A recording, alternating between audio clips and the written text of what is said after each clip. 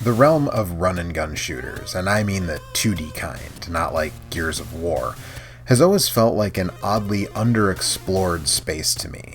When I say that, I'm talking pure shooters, not games like Metroid or even Mega Man, games like Contra. And while top-down, vertically scrolling run-and-guns were more popular with Capcom's Commando series, as well as SNK's efforts like Ikari Warriors and Guerrilla War, the side-scrolling run-and-gun is a fairly rare beast. And, well, if you look outside the Contra or Metal Slug series, they're even fewer and farther between.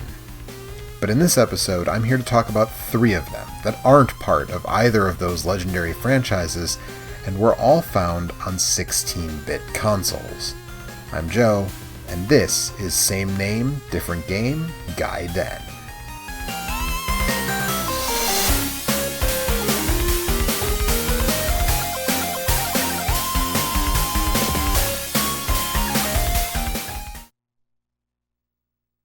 Bloody Wolf is kind of on the bubble of a side-scrolling run-and-gun game and a top-down one. While yes, you can move in all directions, the general left-to-right flow and the ability to jump make this one feel a little bit closer to Contra than Commando. This is the first of 2 Data East arcade ports I'll be talking about, and both eliminate the arcade's 2-player mode, but that's not all bad.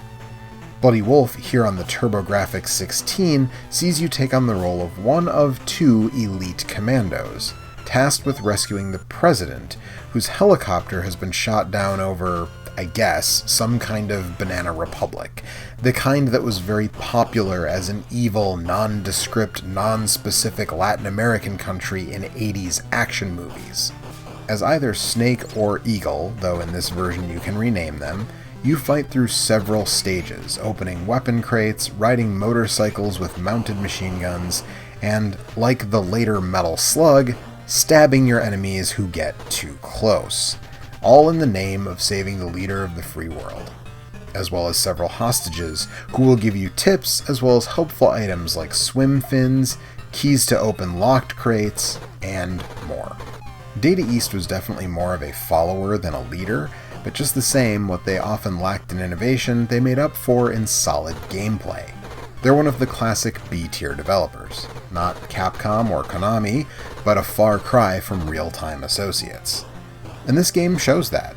It's not reinventing the wheel, but it's a lot of fun and one of the best of its kind on the TurboGrafx. In fact, if we're talking strictly about the US HuCard library, this is the best run-and-gun game in a walk.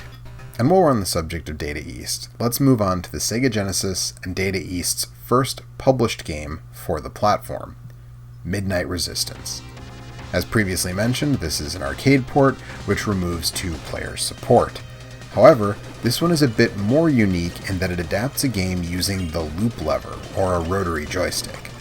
Probably best known for games like Ikari Warriors and Guerrilla War, twisting the joystick here aims your gun in the arcade version. This presented Data East with a quandary when porting the game home.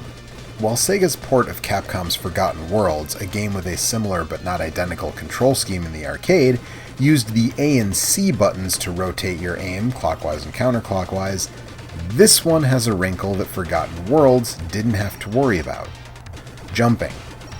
The unknown soldiers of Capcom's game fly the whole time, but your revolutionary in Midnight Resistance is bound to terra firma, which means a button needs to be reserved for jumping. So here, A toggles your gunfire on or off, C jumps, and B manages your fire in a number of optional ways. Default is that you use your D-pad to aim and then hold B to lock your fire in that direction. But you can also change B to always rotate your gun clockwise, always rotate it counterclockwise, or switch directions on every push, but I tend to stick with the default. Beyond that, Midnight Resistance deviates from many shooters in how it provides power-ups. Certain enemies drop keys, and there are rooms with weapon lockers in them, each showing how many keys they'll take to unlock.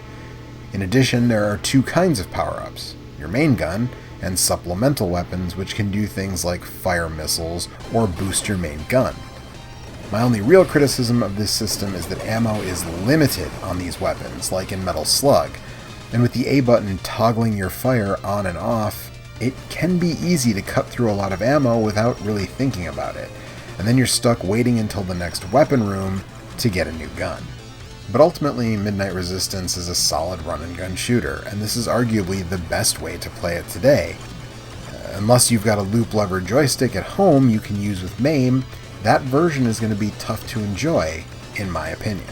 So we talked about TurboGrafx, and we talked about Genesis, and that leaves one big 16-bit console we haven't talked about, the Super NES. And this one is a game that I feel has become a little better known in recent years, but still remains pretty obscure overall. Created by Manfred Trenz, the designer of Turrican, this is Japanese exclusive title Rendering Ranger. It's a lot like Turrican, but the stages are much more linear, which I personally like in a game like this. Graphically, this game uses the 3D CG objects turned into sprites approach made popular by games like Donkey Kong Country and Vector Man, and I honestly think it's aged like soft cheese, but that matters less than how fun the game is, and this one honestly is really enjoyable. With 4 separate weapons that can each be powered up and a life bar for your ranger, this one diverges a bit from the conventions of the genre. It's also a multi-genre game.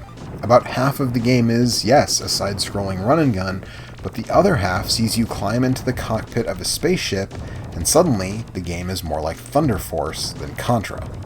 Your weapons carry over though, and this part of the game is also really well done. While it's neither the best run-and-gun on the platform, nor the best side-scrolling shoot-'em-up, it's very good at both, and definitely one to check out for fans of either genre. So there you go, 3 side-scrolling run-and-guns. Once you've exhausted the good Contras and Metal Slugs, give these a shot. Get it? Give them a shot? Because they're shooting games. Anyways, I'm Joe, and I'll see you next time, right here on Same Name, Different Game, Gaiden. Hey folks, it's Joe, and I just want to thank you so much for listening to me talk about run-and-gun shooters. If you liked what you saw, consider doing all the things everybody on this site asks you to do, like the video, comment, subscribe if you haven't, hit that stupid bell so you know when new videos go up. All that stuff really does help the channel. If you really liked what you just saw, consider supporting in a more material way with either YouTube memberships or Patreon. You'd get your name here with all these cool people, as well as early access to new videos and the chance to vote in polls to pick upcoming videos, stuff like that. Check it out. If you want more run-and-gun goodness, check out the video I just did about the first Metal Slug game.